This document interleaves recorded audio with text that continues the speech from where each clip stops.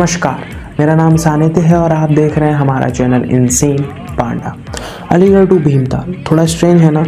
आपने अभी तक सुना होगा Delhi to Leh, Delhi to Goa, Delhi to Spiti, Mumbai to Kashmir, Mumbai to Goa और बहुत सारे बड़े बड़े टूरिस्टिक प्लेस और बड़े शहरों से वहाँ की जर्नी। अलीगढ़ टू भीमताल एक छोटा सा शहर और एक छोटा सा हिल स्टेशन। कहते हैं कुछ डेस्टिनेशन हम खुद डिसाइड करते हैं और कुछ ऊपर वाला हमारे लिए डिसाइड करता है। ऐसा ही कुछ मेरे साथ हुआ। मैं जाना कहीं और चाहता था और पहुंच कहीं और गया। अलीगढ़ का नाम तो आपने सुना ही होगा न्यूज़ में। Basically it is the Mirzapur of western UP. मैं अपनी जर्नी की शुरुआत कर रहा हूँ अलीगढ़ से, अलीगढ़ टू कासगंज। मैं इस वीडियो में आपको बताऊंगा कि भीमताल सिर्फ 230 रुपये में कैसे पहुंचा जाए। बिल्कुल सही सुना, 230 रुपये में। इतना सस्ता? हाँ, अगर आप चाहें तो इससे भी ज़्यादा सस्ता हो सकता है। ये वीडियो छोटे छोटे क्लिप्स को जोड़कर बनाई गई है। ये मेरी यूपी रोडवेज से लेकर इंडियन रेलवे तक के सफ़र की कहानी है और उस सफ़र की कुछ मज़ेदार कहानियाँ मैं आपको बताऊंगा। पहले मैं आपको बता दूं कि 230 रुपये में आप भीमताल से कैसे जा सकते हैं। बेसिकली आप अलीगढ़ से ही नहीं और भी बड़े शहरों से या और भी किसी इंडिया के किसी भी कोने से आप कैसे सस्ते में भीमताल जा सकते हैं मैं आपको बताऊँगा। मैं इस सफ़र की शुरुआत अलीगढ़ से करी थी, अलीगढ़ टू कासगंज, जहाँ का किराया था 81, जो कि मैंने यूपी रोडवेज से लिया था, यानी कि बस से। अगर वहीं मैं ट्रेन का इस्तेमाल करता तो ये और भी सस्ता होता, मुश्किल से 20 या 30 रुपये का। तो आप समझ सकते हैं कि ये कितना सस्ता हो सकता था। फिर मैंने वहाँ से अपनी ट्रेन यानी कि इंडियन रेलवे की जर्नी शुरू करी, जो थी सिर्फ 75 रुपीज़ की, जो थी कासगंज से लालकुआ, और लालकुआ से हल्द्वानी सिर्फ 30 रुपये, और हल्द्वानी से भीमताल सिर्फ 50 रुपये। और इन सब का टोटल किया जाए तो वो होते हैं 236। मैं आपको इस वीडियो में बताऊंगा कि अगर आपको नॉलेज हो और आप टाइम के थोड़े पंक्चुअल हो तो आप कैसे पब्लिक ट्रांसपोर्ट का इस्तेमाल कर सकते हैं और बहुत ही सस्ते में आप दुनिया घूम सकते हैं। बेसिकली इंडिया घूमना है तो Indian Railways are the best. जैसा कि ये अक्टूबर का टाइम था 2021, बहुत गर्मी पड़ रही थी, तो मैंने सोचा कि कुछ ना कुछ एक्साइटिंग किया जाए। तो भीमताल का सफ़र एक ऐसा सफ़र था जो मैंने चूज़ नहीं किया था। मैं जाना चाहता था केदारनाथ, पर एक छोटे मोटे डेस्टिनेशन से ही आप बड़ी बड़ी जर्नियों का अंजाम देते हैं। मैं केदारनाथ भी गया बाद में। आप बने रहिए मेरे साथ इस चैनल पे, तो आपको केदारनाथ की भी जर्नी पता चलेगी। अगर मैं खाने की बात करूँ तो हो सके तो अपने घर से खा के आएँ और 2 टाइम का मील आप लेके आएँ। गर्मियों में थोड़ा खाना ख़राब होने की चांसेस ज़्यादा हो जाते हैं, पर हो सके तो 1 टाइम का खाना तो अपने साथ ही रखें, क्योंकि घर का खाना जितना बेस्ट कहीं नहीं होता। बाहर का खाओगे रेलवे का, आपको पता है क्या है, कहाँ का पानी होता है और आपको पता है कि कितनी गंदगी होती है। तो मैं प्रेफर नहीं करूँगा। तो मैं यही चाहूँगा कि आप घर का खाना लाएँ। हालांकि इंडियन रेलवे में अच्छा खाना भी मिलता है।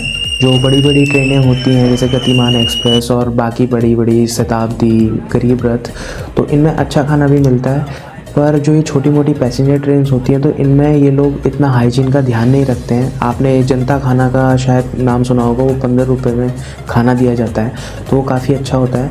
तो बेसिकली मैं प्रेफर करूँगा कि आप घर का ही लाएँ, माँ के हाथ का ही लाएँ, क्योंकि वैसे भी आजकल कोविड है और अपनी पर्सनल हाइजीन के लिए भी घर का खाना ही सही रहता है। तो पहली या दूसरी मील आप घर से ही लाएँ। आपको पता होगा, और नहीं भी है तो मैं आपको बता दूं, अगर आप सिंगल मेल पैसेंजर हैं तो आपको ट्रेन की टिकट लेने में थोड़ी दिक्कत हो सकती है। जैसे कि मैं जल्दी पहुंच गया था तो मुझे प्रॉब्लम तो हुई, 1 घंटा मैं लाइन में भी खड़ा रहा, पर मेरे को टिकट मिल गया। मैं आपको एक बात कहना चाहता हूँ कि अगर आपको सस्ते में ट्रैवल करना है तो आपको आपकी बॉडी को पेन देना पड़ेगा, और अगर आपको सस्ते में ट्रैवल नहीं करना है तो आपको पैसा कमाना पड़ेगा। Choice is yours. या तो मेहनत कर लो या फिर आप पैसा कमा लो, 2 ही चीज़ें हैं। अगर आप यूपी में ट्रैवल कर रहे हैं बेसिकली ट्रेन से या कहीं से भी, अगर आप यूपी में ट्रैवल कर रहे हैं तो आपको बहुत सारे बंदर दिखेंगे, बहुत सारे। ये बहुत ही अच्छी एक्टिविटीज़ भी करते हैं, बट ये जब आपका खाना चुरा के लेते हैं तो बहुत गुस्सा भी आता है और डर भी लगता है। जो थोड़े बड़े बड़े बंदर होते हैं तो हो सके इनसे भी सावधान रहे, क्योंकि आपका खाना छीन लेके जाते हैं और कभी कभी तो आपका मोबाइल, पर्स, फ़ोन, चश्मा, ये सब भी छीन के ले जाते हैं। तो संभाल के रहिएगा। अभी आप पीछे एक बैकग्राउंड म्यूज़िक सुन रहे होंगे, काफ़ी अच्छा म्यूज़िक है ये। यहाँ पे बीच में एक कोई स्टेशन आया था, छोटा मोटा गांव, वहाँ पे एक अंकल चढ़े थे, तो उन्होंने अपना वही छोटा नोकिया का शायद 3310 आता है, वो निकाला और उसमें से गाने बजाने लगे। तो पहले मैं बहुत स्ट्रेंज था कि अरे कौन सा गाना है, कोई पुराना मतलब लोकल एथनिक गाना लगता है। बट धीरे धीरे जब मैं सुन रहा था तो ये महाभारत की कथा थी, तो काफ़ी एक्साइटिंग मिलता है, मतलब काफ़ी अच्छा लगता है आपको ऐसे चीज़ें करना। आप हमेशा एसी में या फ्लाइट से ट्रैवल करने की सोचते हो, बट कभी कभी इन छोटे मोटे पैसेंजर ट्रेन्स में भी ट्रैवल करो, क्योंकि आपको बहुत ही छोटी छोटी और बहुत ही कुछ अच्छी चीज़ें सुनने को मिलती है। मतलब प्योर देसीपना जो हम इंडियन लोग हैं और जो हम अपने ग्रैंड पेरेंट्स यानी कि अपने दादा दादी या कुछ भी ऐसे जो हमारे दादा दादी या हमारे ताऊ ताई की याद दिलाते हैं, तो काफ़ी अच्छा लगता है ये सब देख के। इस जर्नी में मैं काफ़ी लोगों से मिला। एज अ सोलो ट्रैवलर आप किसी से बात नहीं करोगे तो आप अकेले अकेले बोर हो जाओगे, तो बात करना इज़ इम्पॉर्टेंट। मैं तो यही मानता हूँ कि बातें करो, आपके मेंटल पेन बहुत कम होगा इससे। और बातें करते करते कब गंगा आ गई मुझे भी नहीं पता चला। ये कोई बड़ा शहर नहीं है जैसे हरिद्वार, वाराणसी या कोई भी है। ये एक छोटा सा शहर था सोरो नाम का। किसी को शायद पता हो या ना भी पता हो तो मैं बता दूं, उत्तर प्रदेश में काफ़ी छोटी छोटी जगहों से गंगा निकलती है, तो उसमें से एक जगह का नाम है सोरो। और यहाँ के काफ़ी लोग मतलब गंगा स्नान करने के लिए इधर आते हैं। तो ये बेसिकली का इस जो रूट है इसका एक मेन पॉइंट है, तो यहाँ पे काफ़ी लोग चढ़ जाते हैं और उतर जाते हैं। तो यहाँ पे आपको बहुत साधु सन्यासी भी मिल जाएंगे देखने को। ट्रैवलिंग में ऐसे बहुत सारे किस्से हो जाते हैं जो हम शायद आपस में मतलब हम नॉर्मल किसी से ना मिलें, पर जब आपको आपके जैसे लोग मिलते हैं तो काफ़ी अच्छा लगता है। तो यही था। अब जैसे जैसे जर्नी बढ़ते जा रही थी तो एक हमारी जर्नी के बीच में एक डेस्टिनेशन आता है बरेली, काफ़ी बड़ा शहर है। तो बरेली के बाद मेरा थोड़ा रूट बहुत ही चेंज हो गया था, क्योंकि एक यहाँ पे आंटी चढ़ी थी जो 2 बच्चों के साथ चढ़ी थी अपने, और सच में उनके बच्चे बहुत ही अनोइंग थे। मजाक नहीं कर रहा हूँ, 3-4 साल का एक शायद लड़का जो होगा वो 4 या 5 साल का होगा, और जो लड़की थी वो 1 या 2 साल की थी। बाय गॉड उन्होंने पूरी ट्रेन को ना सर पे उठा लिया था। मुझे समझ में नहीं आता लोग बच्चे क्यों पैदा करते हैं, और बच्चे पैदा करते हैं तो उनको हैंडल क्यों नहीं करते। मतलब कुछ लोग तो छोड़ देते हैं दुनिया के लिए कि हाँ यार ये देखेगा, और काफ़ी अनोइंग होता है ये सब देखने के लिए। मतलब वो जो लड़की थी वो शायद भूखी थी, तो उसने भाई साहब पूरी ट्रेन को अपने सर पे उठा दिया कि अरे मुझे दूध चाहिए दूध चाहिए। और उसकी मम्मी भी जोरदार थी, बिल्कुल ख़तरनाक वाली। उसके सूट पे थोड़ा बहुत दूध गिर गया था तो उसने मतलब कपड़े ही चेंज कर डाले कि दूध की स्मेल आएगी। मतलब कहाँ से आते हैं ऐसे लोग यार। तो काफ़ी एंटरटेन हुआ था मैं बरेली से लेके लाल कुआं तक। और फिर लाल कुआं में मैंने स्टे किया, क्योंकि लाल कुआं में मेरे एक जानने वाले हैं, काफ़ी एक अच्छे हैं मेरे, तो वहाँ पे मैंने स्टे किया। और अगले दिन मैं भीमताल के लिए गया। तो भीमताल के लिए मैं कैसे गया क्या गया वो आपको अगले एपिसोड में पता चलेगा। और होपफुली शायद कोई देख ले या ना भी देखे तो मुझे कुछ नहीं है, ये मैं अपने लिए बना रहा हूँ। और होप करता हूँ कि आप लोगों को ये अच्छा लगा हो।